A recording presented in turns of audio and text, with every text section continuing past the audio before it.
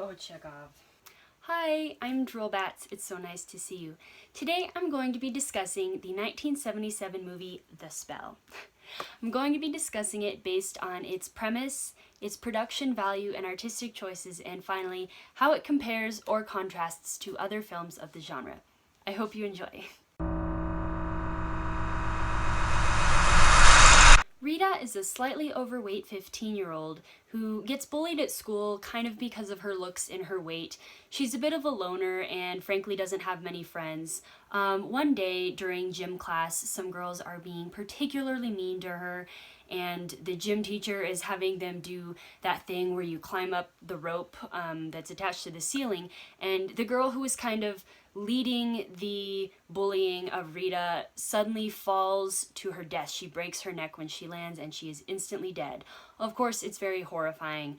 Rita's mom hears about this incident, and of course she's worried about her daughters being traumatized from this incident at school. When she tries to start talking to them about it at breakfast one day, Rita's dad kind of criticizes her because she takes a second helping of pancakes, which, who doesn't love pancakes? And he says, you're gonna get fat eating that, and he starts talking about how he thinks Rita's getting too fat and blah blah blah. And of course this really hurts Rita's feelings and she stomps off. Rita's mom tries to talk to her dad, like saying, we need to love Rita, let's not be, jerks about it and stuff. As time goes on, despite the bully dying at school, Rita continues to get kind of spurned by her classmates. She continues to get made fun of both by her dad, by her sister, and by the school bullies. And weird things continue to happen. A guy tries to hit her dad with a car one night, and a gossipy lady explodes in a fiery, weird, internalized, diseasey death. It's really odd. Rita's sister starts telling people, I think Rita's evil, I think Rita's evil. The kids at school are like, Rita's really weird. Ugh. And even Rita's dad is like, I am really worried about her. I think we need to send her away. Rita's mom really cares about her and obviously wants to save her, but there is something undeniable about the weird things that are happening and how they're all happening with Rita. What is possibly going on, and how can she save Rita before something terrible happens? You'll have to watch to find out. This movie seems to be very intentional with the way it was portraying a lot of elements of its production. There is a lot of shot variety, a lot of up close and far away shots, some really good, like the camera's holding still versus the camera's moving really fast and shaky, which was common in a lot of 60s horror movies. It really felt like there was a lot to look at constantly and your eyes didn't get bored with this movie. The set is very lavish as well. You get to see a lot of the town and especially a lot of their house. They don't say that the family's rich, but it's pretty obvious that they are very rich. Their dining room table is the size of my college's football field. I'm just kidding, but it's really big. And you get to see a lot of this lavish lifestyle. It really made for a very immersive feel to this movie. The special effects in this movie were quite practical. People begin to suspect that Rita is a witch, and a lot of the things that she seemingly does can't really be connected to her specifically, like the girl falling from the mat or like the guy trying to hit her dad with the car. It's like they can't pin that on Rita. A lot of the special effects that happen throughout the movie are like, drawers slamming and things like that, kind of traditional, very practical. There's no CGI in this movie, which I personally don't like a lot of CGI, so, that makes me happy when older movies are, not restored like that. They're just themselves. It's pretty great. For me, anyway. This movie utilized a really cool score. They had a main theme that would play, and then variations on this theme would play at various points in the movie. It gave it a very cinematic feel. This was a TV movie from the 70s, and it felt like it might have been a little bit of a high-end TV movie, specifically because of this elaborate score. It really added to the intentional feel of the movie. The score is very eerie and very distinctive, and I really thought that it just added to the whole experience. This movie suffers a little bit from some odd pacing, and the writing is nothing to write home about. I thought the acting was good. Lee Grant, who plays the mom, really carried this movie. She's fantastic. And everyone else I thought was well cast for their parts, even the minor characters. The writing itself is kind of reflective of the times, so you can't really judge, the writing of an old TV movie to like a modern blockbuster. I think the writing was fine. The pacing was a little bit slow. At times, it wasn't too terrible, but there was a lot of, not repetition, but Rita's mom and Rita's dad had the same conversations over and over and over again. And I don't know, in that way it was kind of dull, but in a lot of ways this movie was kind of cool. I think they really captured the relationship between Rita's parents. Like, they'd fight back and forth, but then also they'd be in love, and it was very cute. I thought they really captured what seems to be a very realistic romance. I don't know, I don't see like parent relationships in movies that are that dynamic but that realistic, so I was pretty impressed with that. There were a couple of scenes as well where they had this, I forget what they call him, I think a parapsychologist or something. He's like a supernatural telekinetic studier. Anyway, he's in there doing his little studying stuff, and I kind of felt like those scenes didn't really belong in the movie. They didn't really have any real bearing on the rest of the movie, and I felt like they were kind of shoehorned in just to make the movie like long enough to be a feature film, if that makes sense. So in that way, that felt a little bit clumsy, but overall, the movie had a lot going for it, and I think the production value was good. The acting was good. The visuals were great. I liked the music, and I don't know, it was just a cool movie. Now I'm going to be discussing how this movie stands apart from or blends into other films of the genre. I will be spoiling parts of this movie, so if you don't want any spoilers, please take this as your cue to leave now. It's been lovely having you. I included a link to watch this movie for free. It's in the description, so feel free to click it. Yeah, anyway, enjoy. Thank you so much for stopping by, and I hope to see you again. Thank you to everyone who is sticking around. As the parapsychologist approaches Rita's mom, talking about the weird rumors he's heard about the weird happenings in the area, and considering everything that people have been saying, thinking that Rita's evil or whatever, Rita's mom follows her one night as Rita leaves the house in this elaborate red cloak that's blowing in the wind. It's, very cinematic, and it kind of makes me think of, teenagers who, try to be dramatic. Anyway, she follows Rita to the house of what turns out to be Rita's gym teacher, who was there when that one girl fell off the rope. It turns out that lady has been teaching Rita how to use this kind of telekinetic witchy magic. Rita tells her, "My dad's thinking of sending me away to a boarding school," and the lady says, "Oh, no, we can't have that happen. We need you to stay here, blah, blah, blah." And Rita's mom hears them say that this lady has actually been the one casting all these spells to the people who hurt Rita, because she wants Rita to be safe because Rita is her protege. The lady says, "Rita, you can't leave. We need to establish a community of other like-minded individuals." She doesn't call them witches, but you know that she's thinking that they're witches. And, Rita's like, no, I want to be special. Like, don't recruit anyone else. Whenever there's a big group, I get left out. Please don't take on any more students. And the lady's like, no, we have to do this. So then Rita and her teacher get in a huge blowout fight, and Rita defeats her with her telekinetic magic. Rita runs home, and her mom is there waiting, and Rita's being very cheerful. Rita's kind of mad at everyone in her family except for her mom, who has just been showing her love and support this whole time. She's like, "Mom, can I make you a sandwich?" And her mom goes, "Rita, sit down. I need to talk to you." And she goes, "In a minute, Mom, I'm making a sandwich." And she goes, "Rita, now." And Rita's like, hates being told what to do. She's 15, and she goes, "I said in a minute." And suddenly Rita goes flying back in a telekinetic burst. That is right. Her mom has telekinetic witch powers. And Rita goes, "What?" Her mom's like, "Where do you think you got the powers?" And then they have a telekinetic battle, and the mom defeats Rita and kind of convinces Rita to stop being evil. After all of that said and done, the parapsychologist is sitting in his office. He's trying to eavesdrop on some kind of recording. I think he might have bugged the phone of Rita's mom or something. But anyway, the more he listens, he starts getting attacked by weird energy, which makes you think perhaps it is not over after all. This movie came out in 1977, only a year or two before the movie Carrie, based on the 1974 Stephen King novel, came out.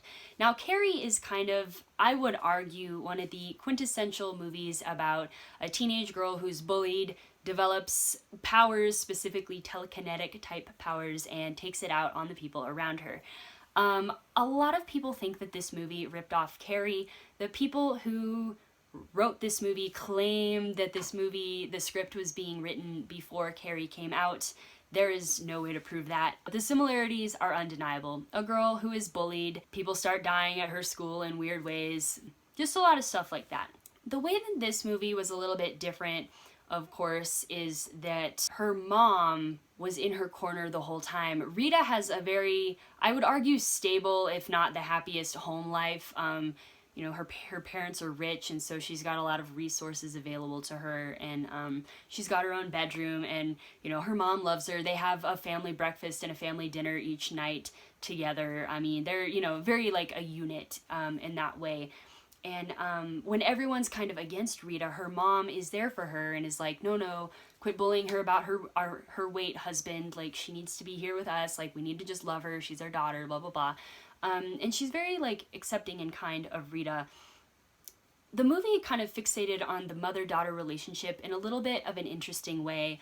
Obviously, the plot twist is that the mom knows what Rita's going through, supposedly, because she also has these crazy powers. The main thing that I noticed about this movie that was really interesting is that in all the subsequent movies about teenagers who are being witches or what have you, teenage witch girls, is that this is one movie where I have seen the main girl is not actually the main girl, if that makes sense. You think the movie's going to be about Rita casting spells on people.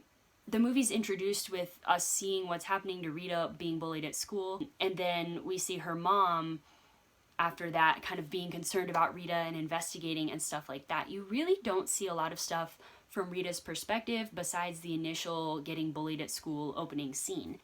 Pretty much every other movie that I've seen about teenage witches has focused on the girls being witches, whether they were good or evil. They were the main one. Rita was not the main villain here, and Rita was not the protagonist here. Her mom was, and I just thought that was kind of an interesting take on that. As far as switching perspectives goes, this movie also randomly flip-flops from Rita's mom to the parapsychologist's perspective, and like I said, I don't think he even needed to be in there, so I thought that was an odd choice. One thing about the parapsychologist's presence is he's emphasizing the belief that it's purely telekinetic energy going on in this area, and he claims that he's been studying it. I don't know how he can measure it, but he claims that he's noticed rising levels of telekinetic energy in certain areas. And the way the movie ends kind of makes us think that there's some phenomenon going on that's making tons of people super, super sensitive to mental energy. And this guy is trying to investigate that and find out why. At one point, Rita's mom implies that she kind of like knew she had powers but never used them until that moment she fought with Rita, and then she's like, the power is too tempting, I need the power to go away. You know, power can corrupt and stuff like that. And it makes me wonder if they were trying to set up for a continuation of the series, like, oh, what's causing this weird phenomenon, etc. But of course, they never did. There was no sequel or no continuation books or anything like that that I could find evidence of. It's just a standalone movie that some people think rip off of Carrie. Rita's humanity is most present at the end of the movie. In the beginning, you feel bad for her because she's bullied. They say that she's overweight. Honestly, by today's standards, she's an average size girl. She's not overweight. She's just an average girl. Like, I guess in the 70s she was fat, but by modern standards, like, she's not fat at all. That said, that's the main reason she's bullied, is because she's overweight, but she has like a stubborn kind of a pride, and instead of being like sad and scared, she's like, how dare you? And that's kind of why she's like a bit of a loner and doesn't have a lot of friends. You feel bad for her at first, but then because you don't really see things from her perspective, you see it from the perspective of people who are suspicious of her and think she's killing people, she becomes like this villainous character. Her humanity is most present at the ending scene where she's fighting with her mom. She gets very, very scared of her mom, and they kind of, after the battle, like have a tender moment, a scary tender moment, and she kind of becomes like a human again. And it's weird how this movie kind of flips that. One big thing that I have heard about horror movies is that the big horror movies of decades tend to reflect the cultural fears of the times. Again, pointing to Carrie as an example, the original Carrie kind of, the way it was framed sort of highlighted like the cultural fear about, like, I don't want to say the sexual revolution because I feel like that happened in the 60s, but kind of like, the youth becoming more sexualized and sexually bold, I guess, and things like that. Whereas the remake of Carrie that has Chloe Grace Moretz in it kind of focuses more on the bullying aspect, which bullying has been a hot topic for a long time in media, but it's a thing that's constantly, in movies. There's so many movies about like cyberbullying and just normal bullying, things like that. This movie focused a little bit on the bullying, but because it was from the mom's perspective, she was worried for her daughter, and it kind of makes me wonder, I always heard that in the old days people didn't really tell their parents when they were getting bullied, whereas nowadays it's a lot more common for there to be an open dialogue between parents and their children about bullying, and it's fairly common for the parents to contact a school when their kid's being bullied and like, demand action and stuff like that. This movie seemed, in my opinion, I wasn't alive in the 70s, but from my perception of that era, it seems like this movie was a little bit ahead of its time regarding the bullying subject. And it kind of makes me wonder what cultural fear they were trying to focus on here. Perhaps it was just a ripoff of Carrie, I don't know. What do you think? Have you seen this movie? Do you think it rips off of Carrie? Anyway, I would love to hear your thoughts if you have any. Have you seen this movie? Do you think that it rips off of Carrie? If you haven't seen this movie, what are some of the cultural fears that you have seen most represented in horror movies of late? I know that some of the people who watch this channel are from a different country than me, so I'd be curious to know if there are different fears in your observation where you live.